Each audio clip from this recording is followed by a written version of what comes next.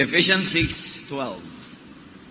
We are fighting against forces and authorities and against rulers of darkness and powers in the spiritual world. Saan nga ba ang spiritual world? Ano yun? Storm in the mind. Father, we thank you for life and we thank you for the light of life that comes from you. Salamat, Panginoon, dahil kayo po ang tunay na kumikilo sa aming buhay at sa inyo pong kabutihan, kami ay patuloy na nakagagawa ng mga dapat gawin sa buhay. Lead us now, Father. Teach us, enlighten us about storms in the mind and about the realm of the Spirit. Father, we seek you. Be our speaker, be our teacher and healer. In the name of Jesus, your Son, our Lord, we pray with thanksgiving. Maraming layers ang mga katuruan sa Bible. Ang mga kwento kuminsan ay kwento talaga, pagkatapos may dagdag pang kahulugan kung ating lilimiin yung layers of significance and meaning.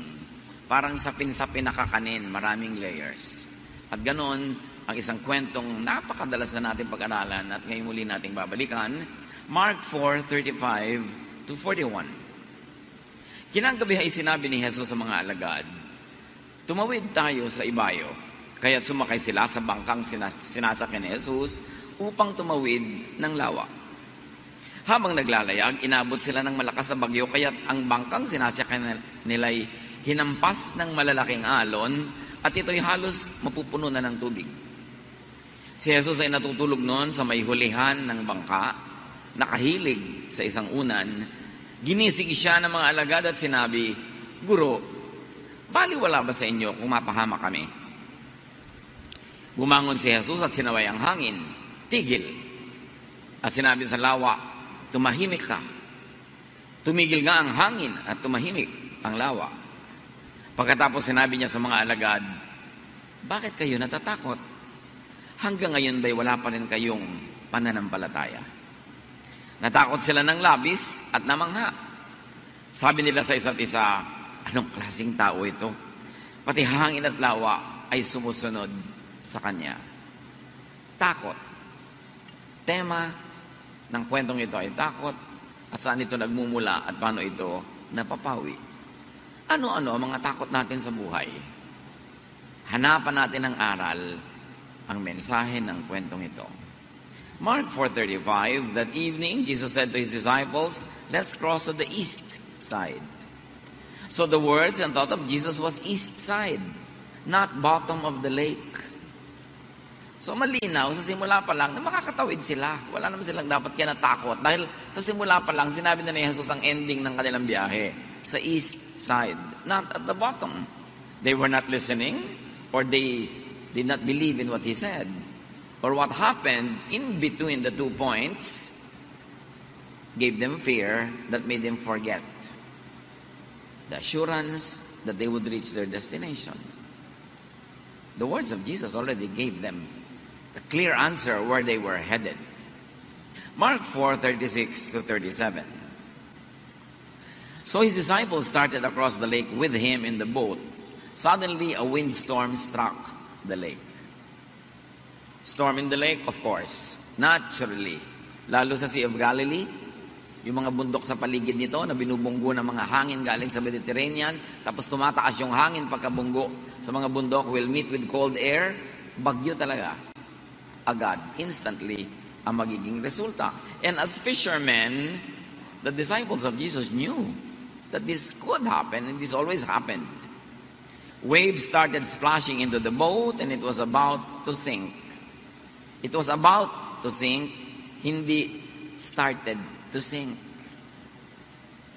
Marami tayong takot sa buhay as if we are already starting to sink, about lang naman. Dapat alam natin yung thin line between the two para hindi tayo nagpapanik. Mark 4:38, Jesus went in the back of the boat. Jesus was in the back of the boat with his head on a pillow and he was asleep. The back of the boat is the most stable. It is the least shaky part. Baligtad sa eroplano na yung back ang pinakamatagtag at makalog, sa bangka, yung likod ang mas hindi makalog. And his head containing his brain, his mind, the real spiritual realm in life is our mind.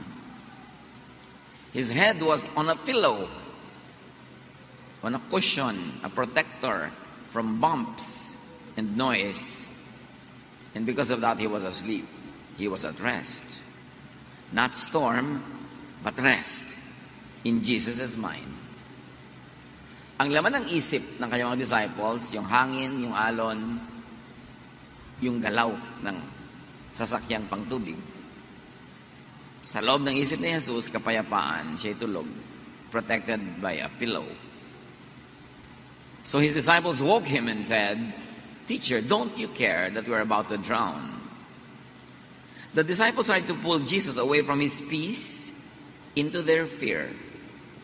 Ganda naman ang buhay hilahan. Tahimik kami, kinakatakot ako. Sabihin ko sa iyo kinakatakot ko, i-influensyahan kita para matakot ka rin. So takot na tayo pareho kung nadala mo ako. At yun ang ginagawa ng mga disciples at this point. Mula sa kapayapaan ng isip ni Jesus, dinadala nila yung isip sa kaguluhan ng isip nila. They wanted to colonize Jesus' mind with their fear. Will they succeed? Will they not? And we should be aware that others do that to you. You are trying to have a quiet life, tapos dadali ka nila sa gulo. Tahimik na tahimik ang loob mo, dadala ka nila ng intriga, dadala ka nila ng bad news, dadala ka nila ng mga fears, magpapadala ka nga ba? Or you will be aware that this person is trying to transfer his or her feelings, emotions, and fears into my own brain. Will I allow it? In fact, not only others do that, you could do that to yourself. Nananahimik ka, ikaw din ang magbibigay ng mga suggestions sa isip mo ng mga bagay na nakakatakot, mga nakakaduda, nakakapagpagulo ng isip, nakakapagpaselos, nakakapagpainggit. So ikaw din kuminsan ang nagtatanggal ng kapayapaan sa loob ng isip mo at lalagyan naman ng mga kaguluhan na nanggaling din sa iyo.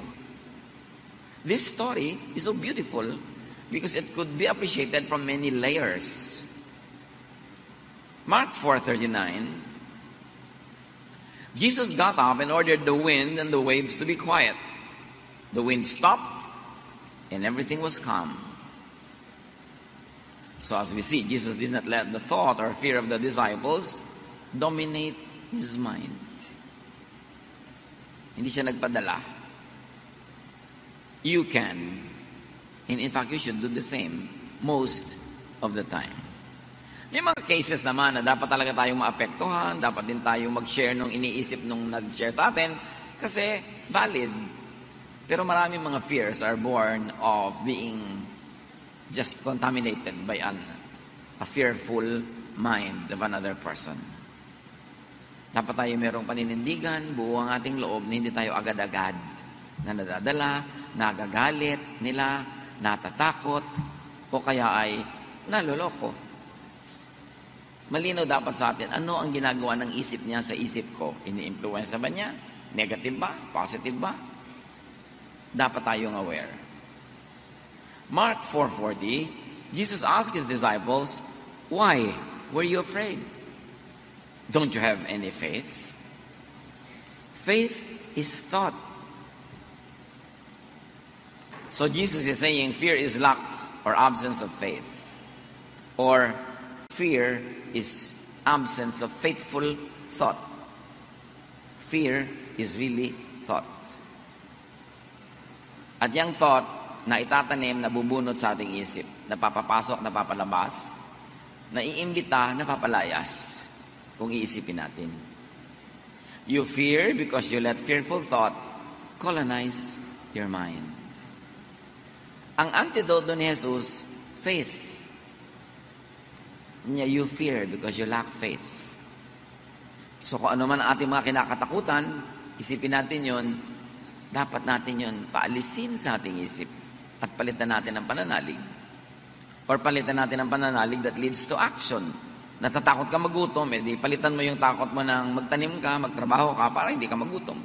Still, battle of thoughts. Because our mind is the real battleground. Pag kung nag-iisip ka as talunan, matatalo na rin yung buong buhay mo. Susunod ang katawan mo sa iniisip mo. If you have the mentality of a winner, you will win. If you have the mentality of a loser, you will lose. Because the battle happens in the mind.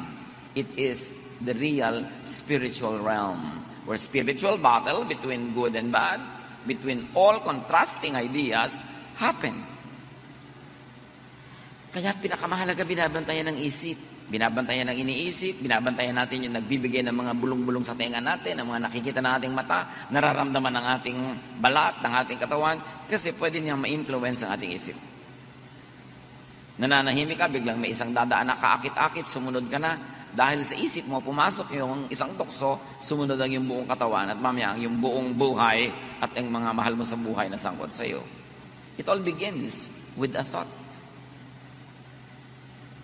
Mark 4:41. Now they were more afraid than ever and said to each other, "Who is this? Even the wind and the waves obey him." Dapat sana natahimik na sila nung napatahimik yung bagyo. Pero lalo pa rin silang natakot. These men choose to be always afraid. The same heat that melts the wax hardens the clay. So the same event that could have given them peace now gave them more worry and more fear. So it's really a choice. You can choose to be a warrior. You can choose to be always afraid, or you can make the other choice, the other extreme.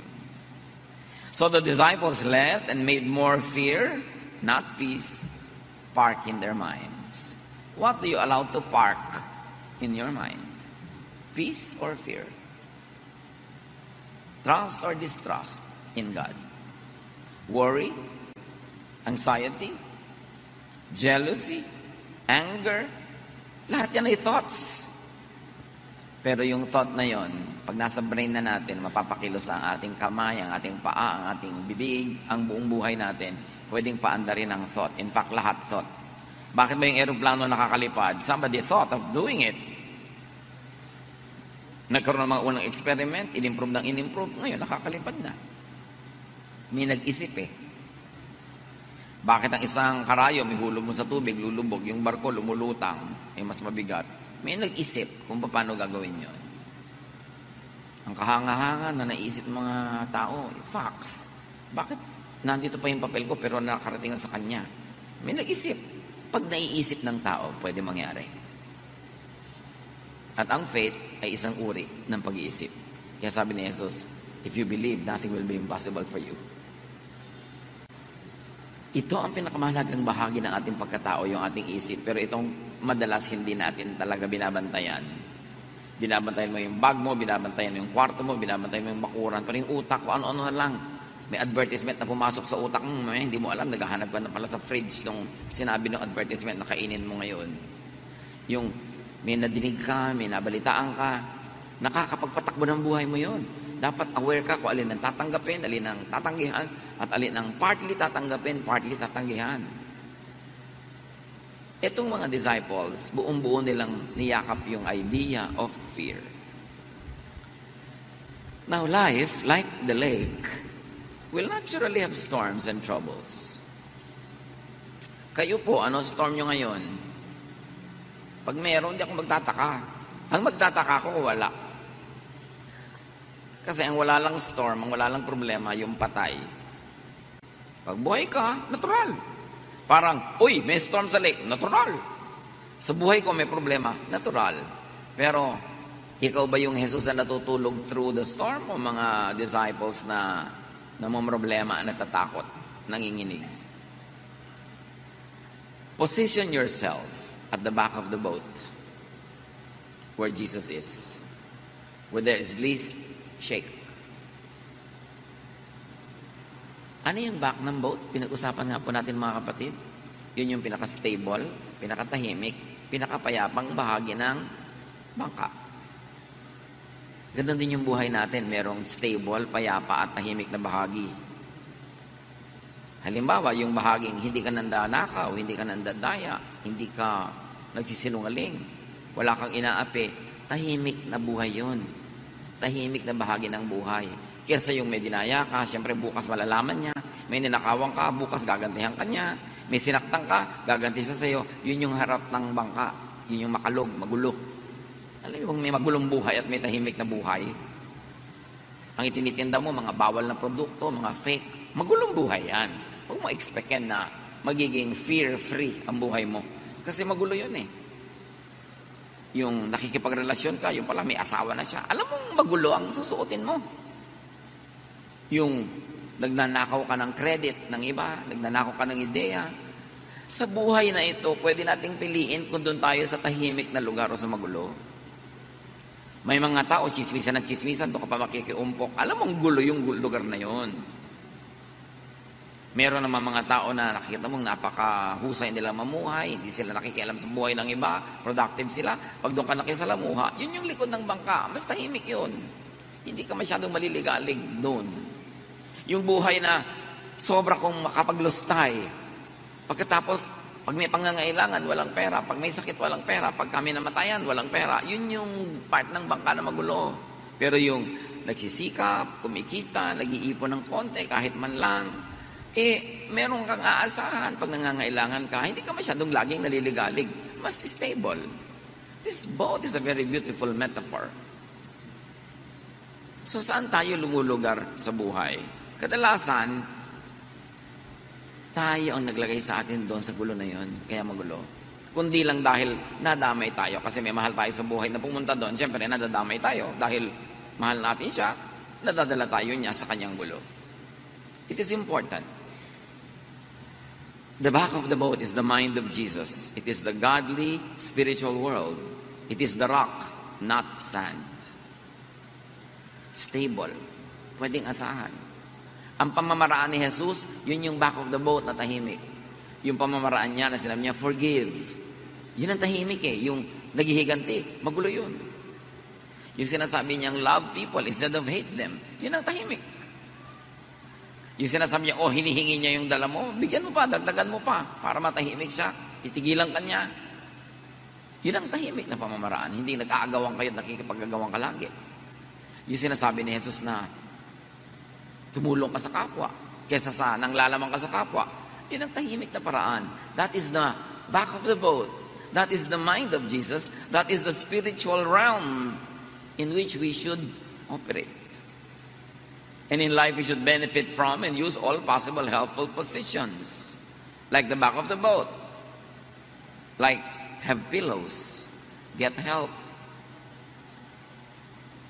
Ano ba mga pillows ng buhay natin?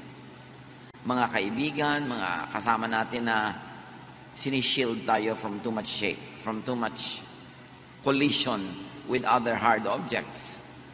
Yung mga kaibigan mo na inilalayo ka sa gulo, pinapayuhan ka na maganda, tinuturuan ka, kesa mga taong lagi ka nilang isinusuong sa gulo, pinapasok sa away, pinapahamak. Hindi pilo yun, bato. Kaya pag nakapatong ang ulo mo sa bato, konting uga, nakakabukol ka na agad.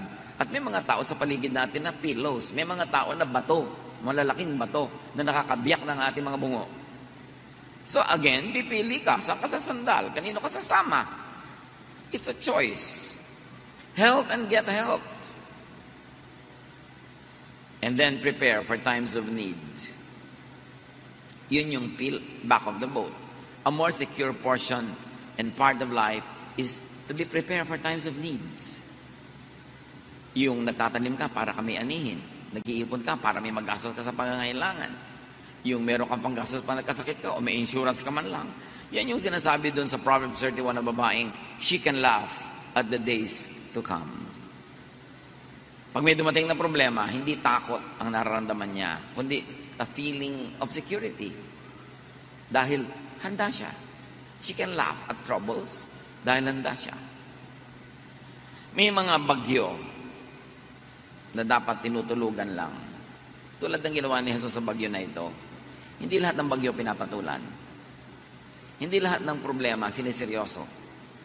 Hindi lahat ng away sinasalihan. Hindi lahat ng argumento dapat ka manalo.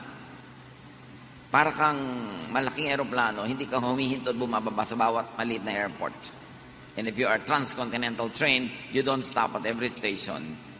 Para sa buhay na ito, ma-maximize mga kapatid ang kapayapaan sa buhay, huwag niyong patulan ng lahat ng bagyo. May mga bagyo na, ano lang naman eh, yung para kang lulubog pero hindi naman, so huwag kang magpanik. May mga problema na hindi nyo pwedeng isolve agad, tulugan nyo muna. Nag-aaway kayo mag-asawa? Pareho kayong gusto manalo, tulugan nyo muna yan. Kasi pag napahinga na kayo, nakakain, lumamig ang ulo, hindi na si Mr. o si Mrs. ang mananalo, kundi yung katwiran. Sino man ang may hawak ng katwiran na yon.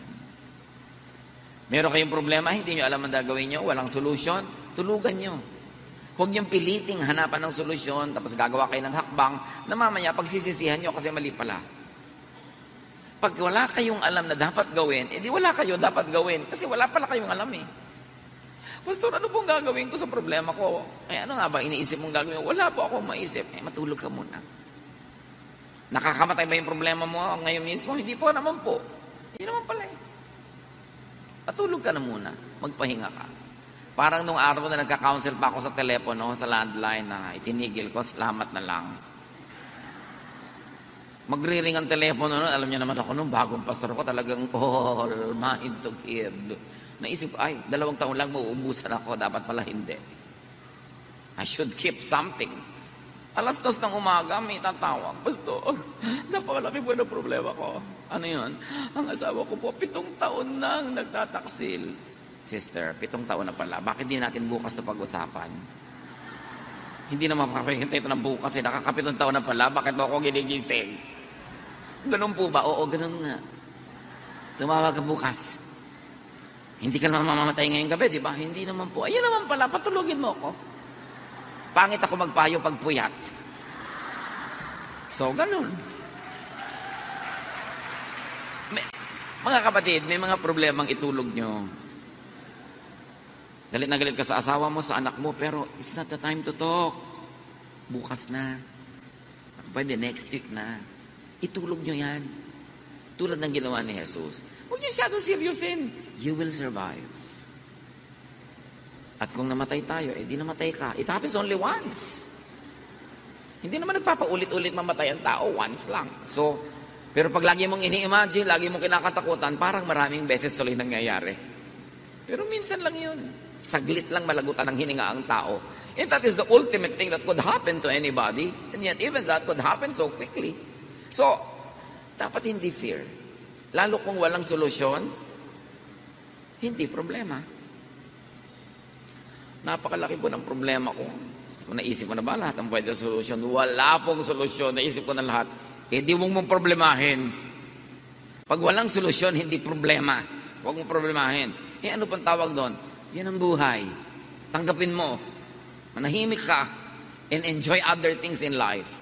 There are things you just have to embrace because you cannot get rid of them. Kasi ang definition ng problema, may solusyon na katapat. Parang anumang imbornal, may langit pa rin katapat yan.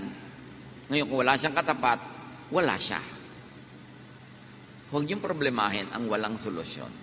Tanggapin niyo na lang, luluwag pa inyong buhay, and make the most out of it. Stop complaining and stop being afraid. This story tells us that there will be moments when the boat seems to be about to sink. Observe if it is really sinking. If it has begun to sink. If not, do not overreact. Do not be overcome by fear. Sabi nga ng Desiderata, most fears are born of imaginings. At maraming guni-guni na nalilikha ang puyat, pagod at gutom. Kaya dapat nga itulog ipahinga. Huwag magpapasya pag takot na takot, galit na galit, o very, very emotional. Kasi pag naiba yung emotion, maaaring pagsisihan nyo ang inyong pasya. Iba ang lungkot pag nagising ka ng 2:00 ng umaga. Lalo't ikaw lang ang gising. Pero iba naman yun kung nagising ka ng 6, 7, iba na uli yun. Panapanahon lang yan. You know what is important? Is to survive the moment. Merong kakabreak lang, iniwan ng papa. Parang mamamatay na. Ako, iha, mag-survive ka lang ng 1 day. Maiiba na yan. 2 days, 3 weeks, at most 5 years. Gagraduate ka rin dyan. Sa pait na yan. Walang sakit na hindi nagagraduatean. Just survive. Huwag ka lang mamatay. at huwag ka magpakamatay. Gusto ko na pong mamatay, akala mo lang yan. Pero 3 years from now, sabi mo, ay, buti na lang, hindi ako namatay. You know, like yung pag-ibig na pag nawala, akala mo nawala na ang buong buhay. Love, romantic love is just a habit. It is a learned behavior. And whatever is learned can be unlearned. Natutunan mong mahalin, matututunan mo ring limutin. Hindi na po ako mabubuhay talaga nang wala siya. Ilang taon ka na ba nung na-meet mo? 21 po. Ba't nabuhay ka ng 21 bago mo siya na-meet? Ibig sabihin, mabubuhay ka rin pagkatapos mawala siya sa buhay mo. Akala mo lang yun, guni-guni mo lang yan. Bakit? Because you think that you're about to sink. You think that you are sinking. No. The boat where Peter and everyone else was not sinking. It just seemed that it would sink. Kaya parang wala ka ng pag-asa. Para lang yun. Basta buhay may pag-asa. Akala mo lang yun. Nalulunod ng luha ang mata. Nahihilam, nabubulag ng luha ang mata. Kaya huwag masyadong magdrama. Tibayan ng loob. Lalampas din yan. Pag sobrang hirap, sabihin mo, this too will pass with the help of God. Lahat halos ng nakikita mo naglalakad, nakaupo, kasalamuha mo, dumaan na yan sa isang mabigat o marami mabigat na problema. Survivors din yan. Para ka mabuhay ng 20 years, marami ka nang na-survive. 30 lalo na, 40, 50, ang dami-dami nun. And yet, people are still alive. There's no reason why you should give up. At yun na nga lang kung talagang sobrang hirap, hindi mo masolve, tanggapin mo na lang. Kaya mo pa rin naman. Kahit pasan mo daigdig, nakakalakad ka pa rin, di pasanin mo. Ang lungkot-lungkot ko po, di malungkot ka. Hindi ka naman laging kailangan masaya eh. Napapaiyak po ako, umiyak ka ng umiyak, matutuyo din ang luha mo. Ang lungkot-lungkot ko po, naku, makakatulugan mo rin yung lungkot na yan. Hindi po ako makatulog, akala mo lang yun. Mamayang alas 3 ng umaga, makakatulog ka rin. So, agahan mo na. Hindi po talaga eh. Hindi ba, mamayang 7, tsaka ka magsisimula matulog. Maghapon, tulog ka rin. Siyempre, matutulog ka, alam nga namang hindi. So, scheduling lang. Manage your fears. Manage your emotions. Sabi ni Jesus, ba't kayo ganyan? Wala ba kayong faith? Parang wala kayong Diyos. Parang wala kayong aasahan. At parang naman wala kayong nakitang mga ginawa ko ng mabuti para sa inyo. Pagkasama si Jesus, sabi niya, I can smile at the storm. Alam niyo yung kanta na yun? Yung kasama mo si Jesus sa boat, you can smile at the storm. Hindi dahil nakakatawa yon, kundi dahil nakakapagpalakas ng loob ang presensya ng Panginoon. 1 Peter 5:7, ipagkatiwala niyo sa Kanya ang inyong mga alalahanin. Mga alalahanin niyo sa buhay sapagkat Siya ay nagmamalasakit sa inyo. Alam niya ang pinagdaraanan nating lahat. So look at Jesus. If He is sleeping, you be at rest. If He is not concerned, don't be. Kaya mahalaga na alam natin ang isip ni Jesus. Alam natin kung anong mahalaga sa Kanya, alin ang hindi. Para huwag na natin pahalagahan yung hindi naman pala mahalaga sa Kanya. Huwag natin katakutan yung hindi naman niya kinatakutan. Why? Because Jesus is in us. Yun ang lagi nating nalilimot, that Jesus is in us. The Spirit of the Lord is in us. So meron tayong kasama, hindi tayo kahit kailan nag-iisa, at hindi tayo mahina because the Spirit is in us. Pag tinignan niyo si Jesus, hindi siya natatakot, huwag kayong matakot. Parang sa aeroplano, yumayagyag yung aeroplano, kumakalog-kalog, pero nakita niyo yung stewardess, patuloy pa yung nag-aayos sa mga plato-plato, hindi siya natatakot. O tingnan niyo siya. Sabi niyo, kung nakakatakot nito, uupo na yan, magsi-seatbelt na. So, I should not be concerned.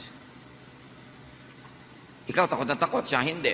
Magkaiba lang yung isip nyo, pero magkaiba ang inyong blood pressure, magkaiba ang sitwasyon ng katawan nyo, kasi magkaiba ang iniisip nyo. Don't be too concerned about many things.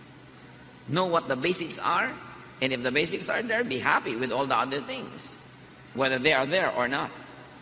Sabi ng Panginoon kay Martha sa Luke 10:41, Martha, you are worried and upset about many things, but few things are needed. Or indeed, only one is needed. The storm outside cannot enter if the mind is filled with faith. Nakakapasok ang takot kasi may space na dapat sana ang laman nun, faith. The law of impenetrability says only one thing occupies one place at one time. So kung puno ka ng faith, walang space yung fear. Inversely proportionate yan. The more faith, the less fear. The more fear means less faith. So fill your mind with Jesusness, with the thoughts, teachings, assurances of Jesus. And do not leave room for the devil, which in this case means negative thought or fear. Hindi laging may dalang malaking tinidor yung devil at hindi lagi siyang mayroong buntot at mga sungay. Negative thought could be the devil. Hebrews 12:2, we must keep our eyes on Jesus, who leads us and makes our faith complete. In Ephesians 4:26-27, do not give the devil a foothold. Huwag ninyong bigyan ng pagkakataon ang diablo.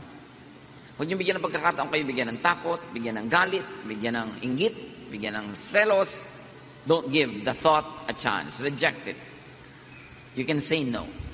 Sabi sa Bible, resist the devil and he will flee from you. Just say no. I don't like this thought. Get away from me. Don't entertain.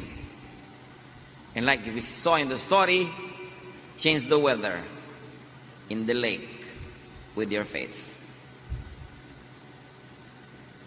You can change the weather in the lake with faith. Luke 10:17, when the 72 followers returned, they were excited and said, Lord, even the demons obeyed when we spoke in your name. Pati mga diablong kinakatakutan nila, nauutusan nila sa pangalan ni Jesus. Sa pananalig, walang imposible. At hindi laging salita lang, in the name of Jesus, in the name of Jesus. No. Yung storm sa lake mo is poverty. Hindi mo sasabihin, in the name of Jesus, lumayas ka poverty. No. Follow the teachings of Jesus. Plant, so you will harvest. And that is faith at work. Gusto mong tumahimik ang buhay mo, sundan mo si Jesus. Forgive. Make peace with people. And then your lake will be quiet. Metaphor yan eh. Sagisag, simbolo. Dapat basahin ang mas malalalim na kahulugan. Apply the Jesus way and you can quiet the storm around you. And these are emotional storms, mental storms, interrelationship storms. Pag sinunod mo si Jesus dahil nananalig ka sa Kanya, you can have the power of Jesus to quiet the storm. Or change the weather in your mind with your faith. So you can change the weather outside, or you can change the weather inside your brain with your faith. Na talagang may bagyo pero hindi ka pa rin natatakot, nagtitiwala ka. May mga kung ano-anong iniisip tayong pwede mangyari sa buhay, pero yung pagtitiwala mo ang nananaig, hindi yung takot. So pwede mong alisin yung bagyo kung papalitan mo ang paraan ng yung pag-iisip. May bagyo sa labas ng isip, physical, at may bagyong nasa isip. Mas madaling makontrol, basta alam mong magdisiplina ng yung isip. Romans 12:2, be changed by the renewing of your mind. Ang pagbabago is sa pagbabago ng isip. So kayo ba matatakotin? Ano sa mga thought habits nyo ang nagbibigay ng ganyan? Tayo ba ay nervyoso? Tayo ba ay inggitero? Puro pag-iisip yan. Kailangan makontrol nyo ang inyong isip para hindi kayo dalhin sa bagyo. Observe from Jesus and the disciples that peace and trouble are both in the mind. Romans 8:6, the mind governed by the flesh is death, but the mind governed by the Spirit is life and peace. So let the Spirit govern your mind. Watch your mind, watch your thoughts. Binabantayan yan kasi dadalhin yan tayo kung saan. Dadalhin niya tayo sa harap ng bangka o sa likod. Dadalhin niya tayo sa bagyo o sa tahimik at payapang panahon. Teach, train, and discipline your mind to have faith in God and not fear. 2 Timothy 1:7, sapagkat ang Espiritong ibinibigay sa atin ng Diyos ay hindi Espiritu ng kahinaan ng loob, kundi Espiritu ng kapangyarihan. Nasa Panginoon ka, you must have the spirit of a victor, a winner, a champion. Hindi yung para kang lagi na lang kailangan ligtas, kailangan tulungan, kailangan kaawaan, kahabagan. That's the spirit of a loser. At hindi yan bagay sa mga anak ng Diyos. Teach, train, and discipline your mind to think like the mind of Jesus. Pag ginawa ng masama, nagpapatawad. Pagka tinatakot, hindi natatakot. Laging nagbibigay ng kabutihan. Kasi kung anong itinatanim mo, yun ang aanihin mo. Colossians 3:15, let the peace of Christ rule in your hearts. So ang sinasabi ng panalangin, thy kingdom come. Pagharian niyo po ako sa aking puso, which technically is really sa aking brain. That you are the temple of the Holy Spirit. So ano ba yung ibig sabihin na temple ka ng Holy Spirit? Ang nakatira, Holy Spirit, hindi diablo. So dapat payapa ka. At sinasabi pa, Christ lives in me. And if it is Christ who lives in you, you are the temple of the Holy Spirit, the kingdom comes into you, it could lead to nothing but peace. In spite of the storm. Hindi because there's no storm. Laging may storm. But peace in spite of. Kahit na sa kabila ng katotohanan may bagyo, payapa ka. Kabila ng katotohanan na pinagtaksilan ka ng isang taong pinagtitiwalaan mo, nasasaktan ka sa pangibabaw, pero sa kaloob-looban, may kapayapaan ka nagmumula sa Diyos. Namatayan ka ng mahal sa buhay, masakit, mahapdi, namimiss mo, pero meron ka pa rin kaloob-looban mo na matibay na Diyos ang nagpapatibay. Nalugi ka sa negosyo, nasaktan ka siyempre, pero hindi ka nawawala ng pag-asang babangon ka muli. Nabigo ka sa mga gusto mong gawin, pero hindi ka bumibigay dahil alam mong meron pa na pagkakataon. It is important for you to command, control, and change the weather inside your mind. Because the real deadly weather is not out there, but in here, in the mind. That is the realm of the spirit in which all the battles happen. Battles of choices between good and evil, between right and wrong, between light and darkness. It all happens not out there, not down here, but in here. This is the realm of the spirit. Kaya binabantayan ng isip. Mark 9:23, if you can, Jesus said, everything is possible for one who believes. Pag naniniwala ka at paniniwala ay isip, lahat susunod sa iniisip mo. Lahat mangyayari. Tulad ng bulwagan na ito, ginawa in 77 days. Kasi may nag-isip na gagawin at pwede. Nagawa. Pero kung ang gumagawa sa building mo, isang, naku, mahirap po yan. Matagal niyang gawin. 20 years na, hindi pa yung tapos. Naku, ang hirap po mag-aral. Ay, kaya pala, 15 taon ka lang sa grade 1. Pero meron naman, kaya ko po yan. Ako talagang grade 1 pa lang, nagiging grade 7 na. Nasa pag-iisip. Belief and thought can make things happen. Lahat ng nag-achieve ng great things, inisip niya yon. Great Wall of China, bakit nagawa yon? May nag-isip, pwede yan. Mahirap po yan. Alam mo, mahirap sa buhay yung lagi mo kasama, mahirap po yan. Umalis ka nga sa harapan ko. Nakakawala ka ng inspirasyon kausap, lagi mahirap po yan. Mahirap talaga buhay. At kung hindi ka willing mahirapan, wala ka ma-achieve. Ano gusto mo lang? Laging madali. Naku, mahirap pong gawin niya. Pag gano'n lagi ang kausap mo, yun yung mga bato na unan. Lagi ka na uumpog. Rice terraces ng Banawe, ng buong Ifugao. Mga bundok-bundok na yun, pagtataniman mo ng palay. Paano mo yan didiligan? Ginawa nila, inisip nila, naniwala sila magagawa. Yung mga hindi natin nagagawa, malamang hindi lang tayo naniwalang magagawa. At pag hindi ka na naniwala, therefore, hindi mo nagagawin. O ginagawa mo man, hindi ka ma-inspirado. So, bali wala yung input na ginagawa mo, hindi rin talaga mag-a-achieve. You've got to believe. Lahat ng babasahin yung mga kwento ng mga taong may mga dakilang nagawa, naniwala silang pwedeng gawin. At ginawa nila. Teach your mind not to be a victim of the weather. Na lagi na lang para kang talo ng weather. Hindi po ako nakapunta kasi po umuulan. Last week yun. Ba't kahapon? Kasi po ang init. Kahit naman umulan o uminit, di ka pupunta kasi ang utak mo ayaw pumunta. Every willing heart will find a reason to do it, and every unwilling heart will find an excuse not to do it. It's in the mind. So make Jesus through your faith Lord over your weather. Walang imposible. Bihirang-bihira, konting-konti lang yun. Baka hindi mo nga ma-encounter sa short lifetime yung tunay na imposible. Lahat posible. Jesus transferred the thought of peace on his mind to the outside world, to the lake, to the wind, to the storm. Such is the peace inside the heart of Jesus that when he commanded it over the weather obeyed. Greater is he that is in you than he that is in the world. At hindi lang spiritual ang ibig sabihin nun, marami pa. Yung talent na binigay sa'yo, greater than the exams that you will encounter. Yung lakas ng katawan na binigay sa'yo, greater than all the feats and all the challenges that you are facing. Greater is he that is in you. Dapat mong huwag kakalimutan. Para hindi ka nagpapatalo agad, nagsisimula pa lang, nagpapatalo ka na. Hindi ko naman kasi kakayanin, so binigay ko na sa simula pa lang.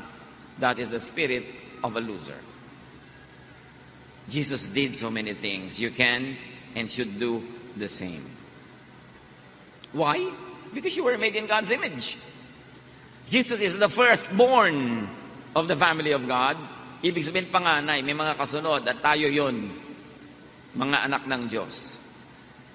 Ang ibinigay kay Jesus ay ibinibigay din sa atin. Hindi lahat, pero marami. John 14:12, I tell you for certain that if you have faith in me, sabi ni Jesus, you will do the same things that I am doing. You will do even greater things. Gano'n na natin na-realize sa buhay natin yon, na nahigitan mo pa yung ginagawa niya. So sabi niya, you can do greater things. Iyon na lang pumantay tayo, ang laking achievement na, o sumunod man lang ng malapit-lapit, hindi sobrang layo. We have barely scratched the surface of our potential as children of God. We have barely understood the power of the Spirit that is in us. That same power that raised Jesus from the dead. The same power that made Jesus walk on water. The same power that made Jesus call the dead to rise. Nakadinig ang mga bingi, nakakita ang mga bulag, nakabangon ang mga lumpo. Sabi ni Jesus, you can do these things if you have faith. Kaya nga sabi na, wow, Lord, yung mga demonyo kinakatakutan namin noon, iniiwasan namin yung mga poses. Pagbanggit namin ang pangalan nyo, naglalayasan sa amin ganun. Yun lang, natuwa na kayo. Marami pang iba. Marami pang iba. Huwag kayong makontento sa level ng spirituality nyo na yun, na ang tagal-tagal na para na kayo na-imbak na lang dyan. Kailangan mag-improve to the point that you can calm the weather. Either the weather out there or the weather in here. Being a Jesus believer and follower is being like Jesus. Seryosohin natin ang ibig sabihin na tayo ay naniniwala kay Jesus.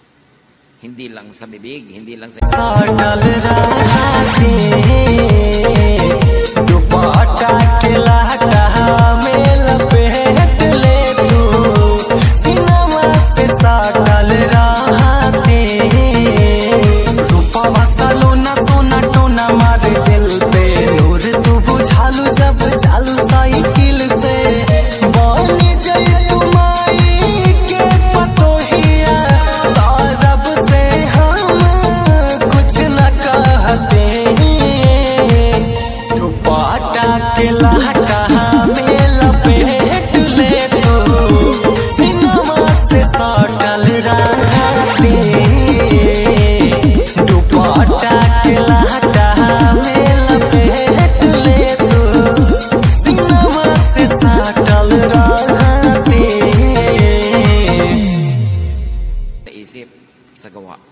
Do what Jesus did, would do, and could do.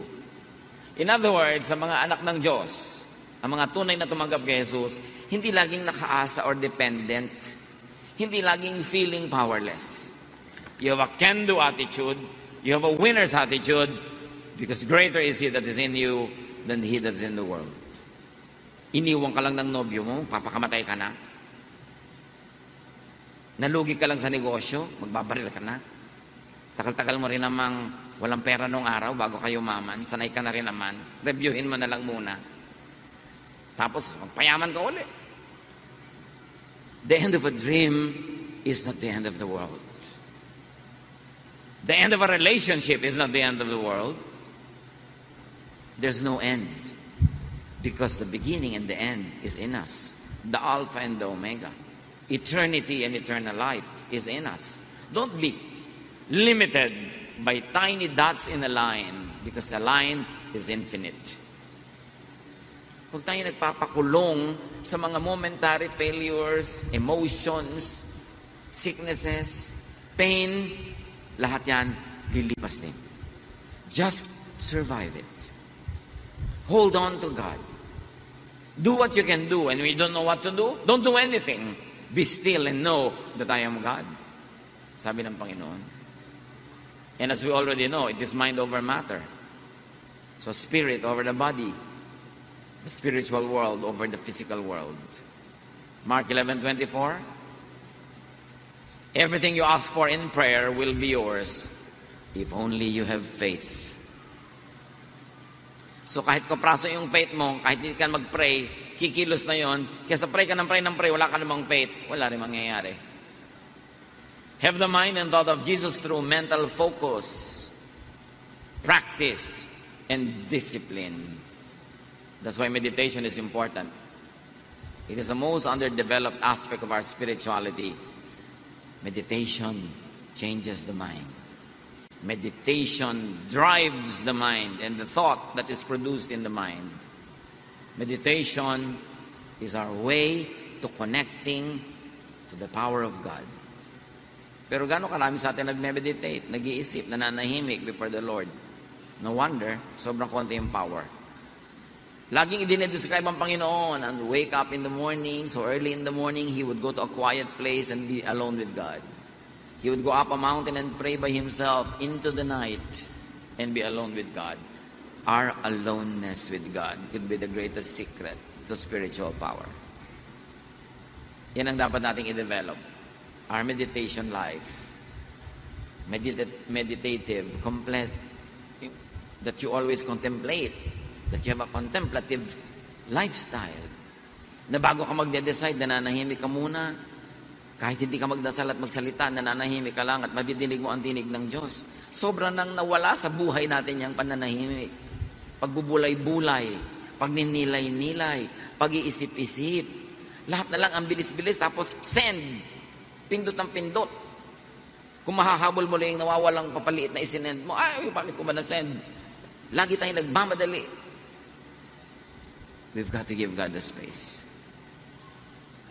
Hindi yung magpe-pray ka bago matulog, nakahiga ka na kinabukasan mo na nalamang, ay, nakatulugan ko na pala ang prayer. Yung iba nga very skilled, kahit nakaupo, nakakatulog pa rin eh. Meditate. You will be like tree planted by streams of water. Your fruits come out in season, and your leaves do not wither. It is important to be planted by streams of water. And the stream of water is meditation and prayer. To be nourished by God. So that our spirit is strengthened. Dapat matibay ang spirit dahil maraming bagyo ang mundo. Hindi nakakapagtaka. Romans 12:2, let God change the way you think. Then you will know how to do everything that is good and pleasing to Him. What is your storm? What do you think about your storm? Because what you think about your storm will define your life now. Pag inisip mo, may solusyon ito, I will hang on and find it. May panalo dito kasi kakampi ko si Jesus. Then you will win. I will survive this. Then you will survive.